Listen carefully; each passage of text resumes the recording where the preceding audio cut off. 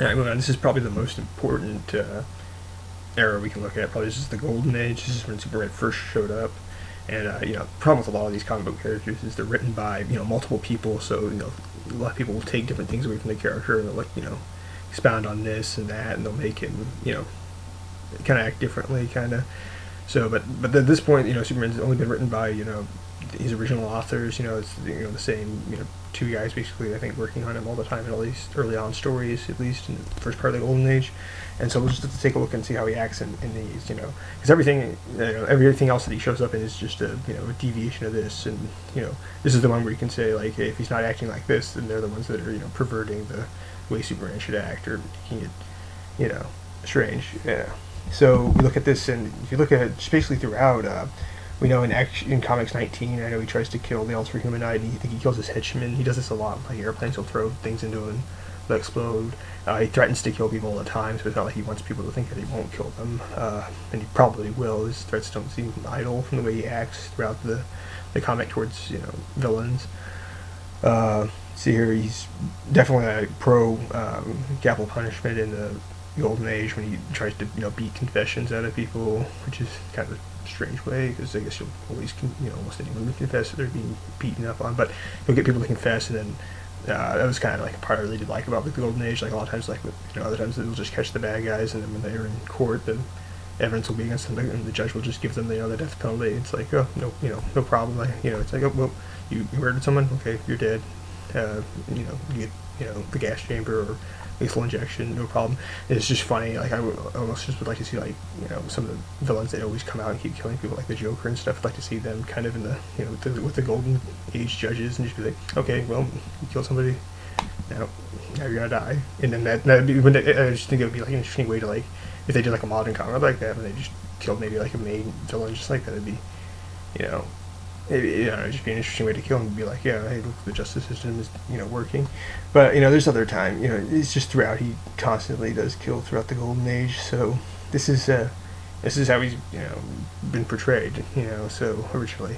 Everything else is kind of just a deviation of that, and while the Golden Age Superman did, like, some bad things that you would definitely, a lot of people would disagree with, for the most part he still was, a good guy. He was a lot better than any of his villains. I would still consider him a good guy, even if he did a lot of very questionable things, for certain. But yeah, I used to be written definitely to be a good guy. But yeah, so all this kind of talk about how he's not, supposed to kill people and they're doing it wrong. It's kind of like, their personal opinion. It seems more to me, which is fine. If they don't think he should kill, that's their opinion. But as far as it not being, true to the character that he killed people, it's actually probably more true. It seems like a lot of the other writers, like Wade and the ones that really want to stress this whole him not killing thing. A lot of times I think they want something that really I don't think is there, or at least not there nearly as strong as they're trying to make it out to be. And so I think personally that those stories are the ones that are kind of messing up and like missing the point. Cause he doesn't seem. It's really not more. You're really not a better person because you choose not to ever kill. You gotta look at like the circumstances and stuff. I think, by that logic, is someone more righteous and a better person because they choose never to fight? Does that make you, a better fighter? Would that guy be a morally better hero than Superman if he chose never to fight? But Superman doesn't kill, but I'll never fight anybody. Even, I'll just try to use my words, to engage people. Is that better? I don't think so.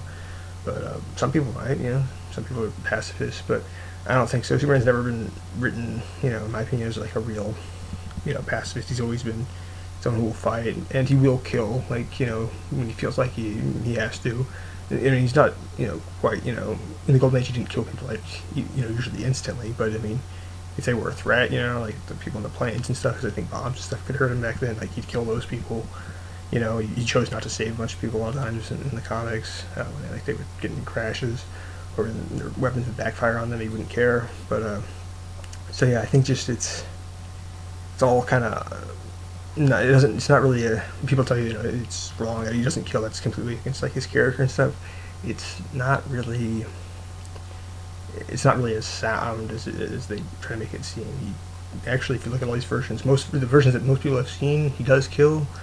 And yeah, so I think Zack Snyder did a great job and portrayed Superman very well in New 52 and the movie. I think they're trying to get more back to his, more of the roots of the character. Kind of, I think he's, things weren't always, nice and sunny like with the character originally. Like the stories in the Golden Age actually could be a bit, they're a little bit darker, I think, sometimes. But yeah, so I'm glad with it. I think they did a great job, and I look forward to seeing the next Superman movie.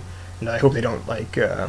I'd be okay with them maybe talking about like how he doesn't want to kill anymore, and maybe he'll train really hard and try to get stronger so he won't have to. But I mean, I don't want him to feel like, I definitely will never kill again, no matter what. Like, I prefer maybe like I don't want to ever have to kill again, but I will like if I have to still. I still believe it's if I have to choose between injecting innocent people, and killing a homicidal maniac that's still trying to kill everyone, I'll make the choice to save the people every single time, because that's what I think you should do. That's what a hero does. I think he has to make sometimes those tough choices. Doesn't mean he has to like enjoy it and be happy, but I think it's the right thing to do, and that's my opinion about it. And you may have a different one. I think mine's right, but naturally, if I didn't, I guess I'd have a different one. So that's all. I think I'm just going to end the video, and look forward to talking to you guys in the future. Let me know what you think in the comments below. Looks like I forgot a couple actually. There's another time he kills Subjekt 17 in Superman number 667 back in 2007. Yeah, he kills him. He basically essentially beats him to death. He beats him like with a bunch of. He hurts him a lot and gives him a bunch of injuries. He offers to give him some medical treatment, but Subjekt 17 basically refuses and ends up dying as a result. And then the other one was in Batman and Superman World's Finest. It basically just goes over all of Batman and Superman's lives, basically their 10 years, just it has little stories kind of from each year, kind of, I think, and in it he basically expresses his views. It talks about how he killed the 3 Kryptonians, Zod, Quicksilver, and Feor, and then it also talks about how, like, if he ever had to come into contact with somebody that was, stronger than him or just as strong, like, while he's fighting them, and he had to make the choice between, killing them to save the people, he said that he would, kill the, whatever it was, the being that he was fighting, and it's obviously talking basically about Doomsday. It's all kind of foreshadowing that kind of fight, basically. So those are just a couple other ones that I missed. I just wanted to bring up.